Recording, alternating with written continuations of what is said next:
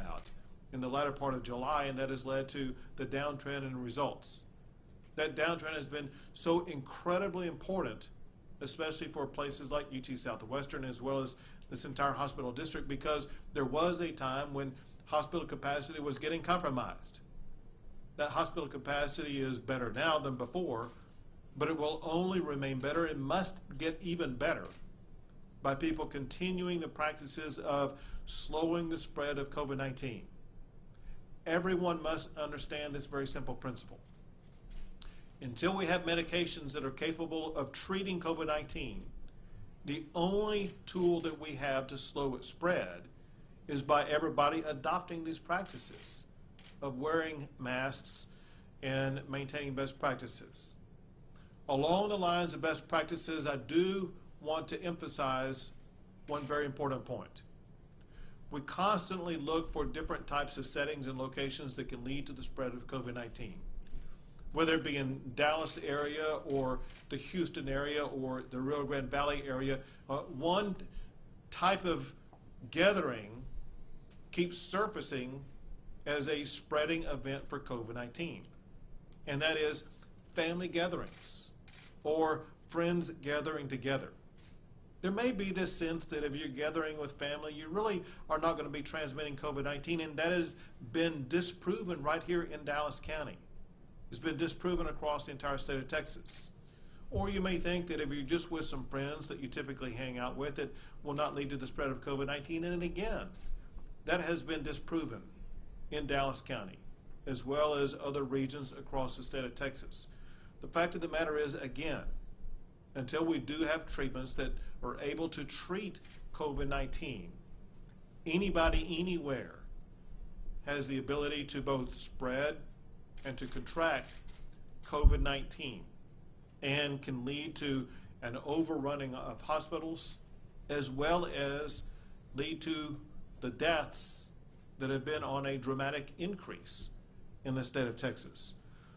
Now, that said, I want you to know that every single day we go to work to better elevate the response by the state of Texas in responding to both COVID-19 as well as other healthcare challenges that may exist. One of those healthcare challenges that is on the horizon is the coming flu season. And one of the primary goals that we wanted to achieve today was to have the ability to talk to the flu experts at UT Southwestern to learn what some of the best strategies are to make sure that we will be able to address the flu season, understanding this very important point.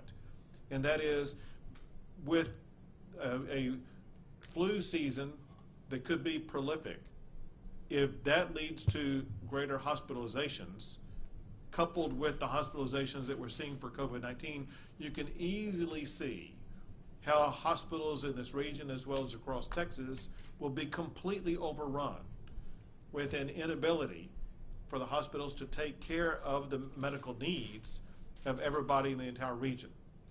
As a result, one of the recommendations that was made moments ago during our roundtable discussion was the importance of getting a flu vaccine early. And the time period for getting a flu vaccine begins as early as in September. And so one of the things we wanted to urge everybody today is to first understand the importance of getting ahead of the curve with regard to the flu during this time of COVID-19, and the best way that you can get ahead of the curve is by going up and making sure that you do get a flu vaccine. Another thing that we talked about was both the importance of testing for COVID-19 as well as the ability to increase the amount of testing that is taking place. Texas is very grateful for the prolific role that UT Southwestern plays in the testing regimen for COVID-19, already testing about 3,000 tests per day. They are working on strategies that will dramatically increase that up to initially perhaps as many as 15,000 tests per day. And then eventually, once all their different tools and strategies come into place over the coming weeks and months, maybe being able to test up to more than 40,000 tests per day. This is remarkable. And it's a byproduct of the excellence that we constantly see from UT Southwestern and what they work to achieve. Another thing that we talked about was PPE supplies. PPE supplies are something that are absolutely crucial in responding to COVID-19, but as you might imagine, COVID-19 coupled with the flu, coupled with the opening of schools this year, those PPE supplies are at an absolute premium. That said, someone who will be speaking here shortly has been the leader in the state of Texas for organizing and distributing those PPE supplies, and that is Chief Nim Kidd, the chief of the Texas Division of Emergency Management. I want to just tell you as an example of what they've been able to achieve, and that is they have already distributed more than 130 million masks, more than 33 million gloves, more than 8 million gowns and coveralls, and more than 4 million face shields. For schools across Texas already, even before schools have begun, they have distributed about 60 million masks and will continue to provide more over the course of the school year, and they've already delivered more than 560,000 gallons of hand sanitizer. So they are stepping up, making sure that the PPE needs of schools, of hospitals, of communities across the entire state of Texas have been and will continue to be met. What I can tell you is this. One thing that we are seeing in the state of Texas is a very robust, very comprehensive response by everybody at the local, state, and federal level, as well as especially with our healthcare community. And I'm very proud to see the role that UT Southwestern is playing in the response to COVID, in response to the flu, as well as all the other things that UT Southwestern delivers every single day. So Dr. Podolsky, thank you for hosting us today. Thank you for all the information that you provided to us. And let me turn the mic over to you.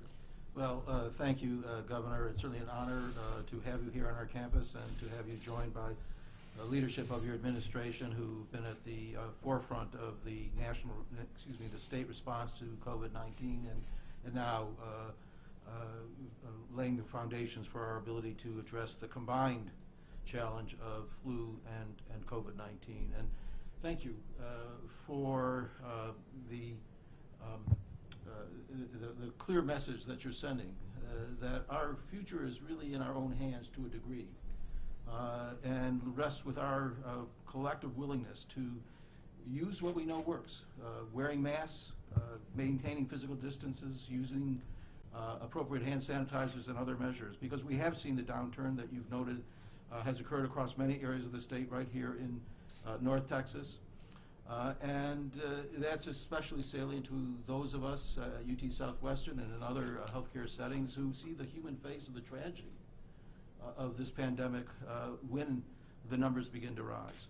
And we do understand we're facing a challenge of a flu season unlike any other because of the convergence with COVID-19. And I can only emphasize, I can't emphasize too strongly your message of the importance this year of getting that vaccine early so that we do everything we can to diminish the overall impact of flu and the potential stress it will place on our ability to provide all the care needed by the peoples of North Texas. We at UT Southwestern stand ready to help in any way we can, and for anybody who seeks help from our caregivers. At the same time, as you heard earlier this morning, we are working as hard as we can to identify more effective ways of treating and preventing both COVID-19 and flu. And only can hope that those efforts will eventuate in tools which allow us to go beyond our current dependence on non-pharmacologic interventions alone to really have the means of bringing this pandemic to the eventual close that we all look forward to. So thank you for your leadership and your support throughout these months of great challenge for our state and our community. Sure. Thank you. I do want to emphasize that the Texas response really is a response collectively, especially by everybody who is in the legislature working either on the front lines in their communities or working behind the scenes in their committees, working to provide advice, whether it be to me or to the Speaker or to the Lieutenant Governor. And we have some of those leaders with us here today. I want to recognize from the Texas State Senate, Senator West, Senator Paxton, Senator Hancock.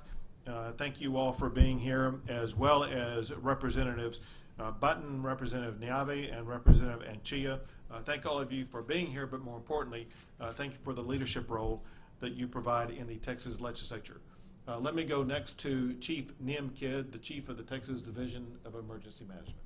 Thank you, Governor. And as the Governor mentioned, we responsibility for PPE, for testing, and for staff.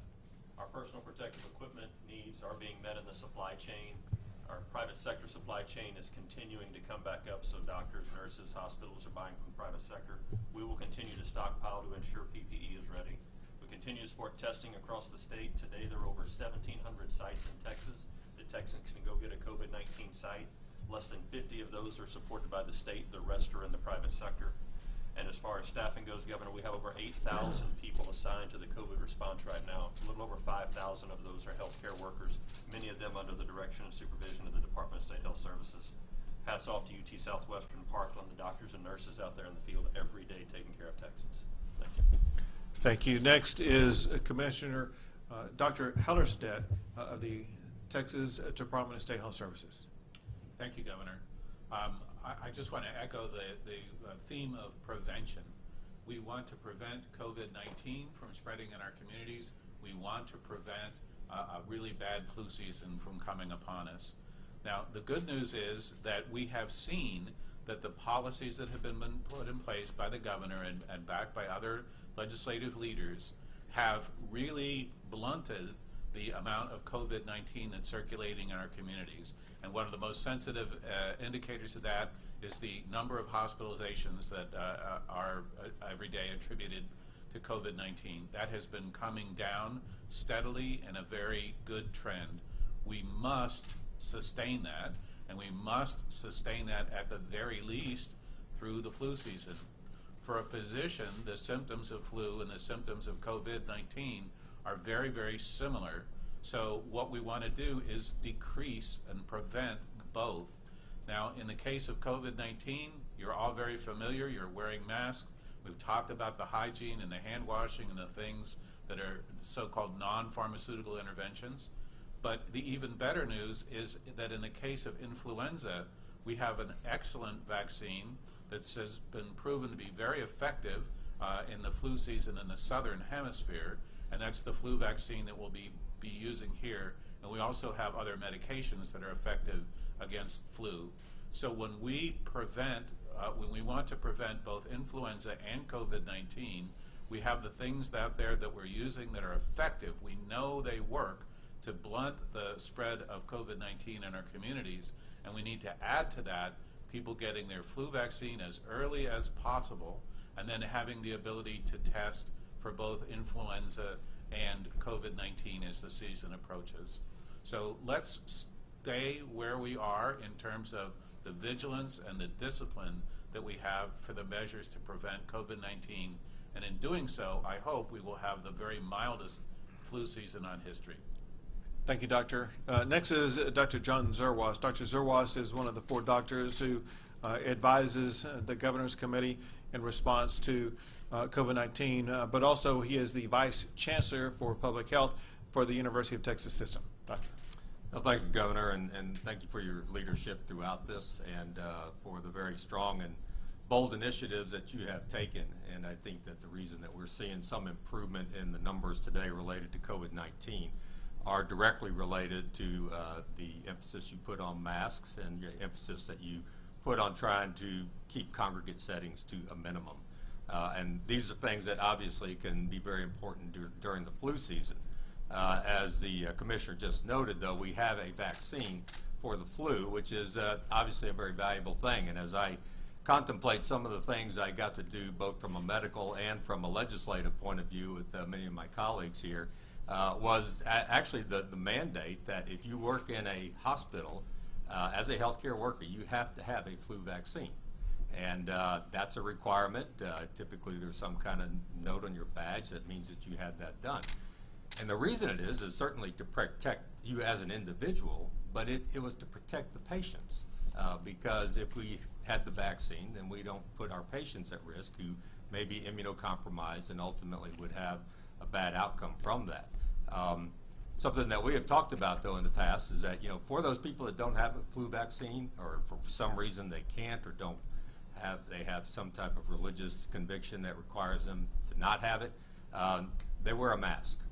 They wear a mask, and that's the protection that they have in order for the patients to not be susceptible to that. And so the flu vaccine is something that has been incredibly helpful in us dealing with the influenza disease. I can't emphasize that enough, both as a physician, as somebody in public health, that there is anything better. And I would venture to say there's probably not been a greater public health accomplishment than vaccine development and then ultimately the uptake of those vaccines. And so I echo the comments that have been made here and look forward to us continuing to push that message out. So thank you for your leadership. Thank you, Doctor. We will take a few questions. Or not. If we do see a COVID vaccine this flu season, is there a plan in place that you guys are looking at to roll that out in as many places as possible? So I want to make sure I understand what your question was. You said if we see a COVID vaccine Yes, during the flu if a season. COVID vaccine is approved and comes out. Well, I'll let the doctors talk about it, but it may be aggressive to say that we will have a COVID vaccine during this flu season. But doctors, why don't you let them know more about your perspective? Yes, we at the Department of State Health Services, as well as other health departments around the country, have been in conversations with the federal government, the CDC in particular, in terms of how would we distribute a COVID-19 vaccine when it becomes available. So there's still a lot of planning going on there, but I can assure you that just as we have a very robust ability to distribute influenza vaccine through our Vaccines for Children's program and our Adult Safety Net, we will use the same type of programmatic approach to distribute COVID-19. So I think it will, when it's available, we have the means in place to do that distribution efficiently. I will tell you this, and that there are multiple COVID vaccines that are being advanced at a very swift pace through Operation Warp Speed. That said, my anticipation is that before seeing a COVID vaccine, we will see additional COVID treatments that will provide some level of assistance, but not what you would see through the type of immunization that would occur because of a COVID vaccine. Governor, you are on the lawsuit for FTX and legislators saying that you need to call the legislature back in to have input on policy. At what point, at what signs would you need to see to do that, or is it just something that is not going to happen until the next legislative session? Like, when would the legislature be involved in this disaster response? Sure. Several things. First, with regard to that lawsuit, listen, I've been sued too many times for me to count. Every lawsuit that's been filed against me has either been, I either won in court or has been dismissed, either by the courts or by the parties. And this lawsuit will meet that exact same fate.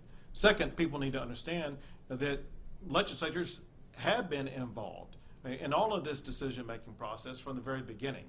So I confer both with the Lieutenant Governor and the Speaker 3, 4, sometimes 5 times a week. And we meet frequently for all the key decisions that are made. In addition to that, there are committees in the legislature when we're not in session, just like there are when we are in session, where decisions are being made with regard to some of the most important issues. I can give you several examples, and that is the CARES Act funding package that was passed by Congress that came to the state of Texas that provides a tremendous amount of funding for our communities. Decisions about the CARES Act funding were made by leaders with regard to Texas Senate Finance. The Texas Senate Finance Chair, the Texas Senate Finance Vice Chair were involved in that decision-making process along with the Lieutenant Governor, in addition to the House Appropriations Chair and Vice Chair working with the speaker. Separate from that, with regard to education, for example, as you know, TEA as well as state put out several education recommendations, and those recommendations were made with the advice and input of not just the speaker and lieutenant governor, but also the chair of the public education committees in both the House and Senate. And so those are just several of multiple examples of the way that the legislature continues to play a role as we work our way through this process. Yes. Governor, is there a way to make people get the vaccine, people that is skeptical about it? Do you plan to have like an advertising campaign, media campaign? How are you gonna make people do it? And the vaccine you're talking about is the COVID vaccine? Not the COVID, The flu? To prevent the flu season. Sure. On the flu vaccine, we received some input earlier, and I'm looking for the person who provided the input, but some input earlier from the Public Health Authority here in Dallas. There you are. Okay. Do you want to tell them what you told us? Sure. I think that that's a really important question. Can you sit down or go to the mic? I'm sorry. I think. Sorry, can you state your name and who you are? Please? Sure. Kavitha Pavan, and I'm an associate professor of infectious diseases at UT Southwestern Medical Center. That is an important question, and I think that we need to really aggressively go into communities and engage communities from within. We know historically that even though influenza does create considerable morbidity and mortality, that not everybody gets vaccinated. The vaccination, the ability to vaccinate has been there, but the uptake can be improved. And so some of the work that I've been doing with Parkland is going into underserved communities and engaging, for example, high school students to become health ambassadors and kind of do the messaging from within as a source of trust and sort of building the health and well-being of that community. And we've seen some good results. So we're continuing to work in that space and develop research to kind of think through communities that are underserved, that typically are under-vaccinated. How can we improve upon that and get the messaging to kind of occur from within? And did you say something about the vaccine being available for free? Oh yeah, and the vaccine is available. So our health department offers the vaccine, and we do the best that we can traditionally to go into neighborhoods and offer flu drives. But historically, the turnout hasn't been as ideal as we'd like it to be, particularly if you look at sort of underserved Hispanic populations, for example. And I think some of the things that we can do is kind of really think about how do we get creative, how do we work with individuals that live in that community and make more culturally specific kind of campaign messaging to enhance uptake and improve health. Governor, with all these precautions being taken for COVID, mask wearing, social distancing, are you expecting a lighter than usual flu season because of this? Great point. And this doctor made that point earlier, and it's been repeated by other doctors, and that is the anticipation is because people in the United States have begun to adopt best practices to reduce the spread of COVID-19, such as wearing a face mask, such as sanitizing hands, such as maintaining distance. That should lead to a flu season that is not as severe as it would otherwise be. And so if Texans can continue the disciplined practice of all the safe practices that will reduce and slow the spread of COVID-19, it will also reduce and slow the spread of the flu. Last question. Governor, you talked about the continued spread of COVID-19 through family and friend gatherings. Are you concerned at all that with the start of school, that's going to increasingly become a problem, not necessarily at the school, but such as sleepovers or parties at the high school or college level and things like that? And what's your message to parents on that front? You're making a very important point that I hope you and others will get out, because our greatest concern when school begins is not a spread of COVID-19 because of students going into schools, which we know will be a very structured situation with the schools providing the best safe practices. Instead, our concern is we will see an increase in spread of COVID-19 because of gatherings that take place outside of school that could lead to the spread of COVID-19. And so as students depart school for a day, they must maintain the very safest practices as they go home, and do not gather in these different types of locations that will lead to a spread of COVID-19.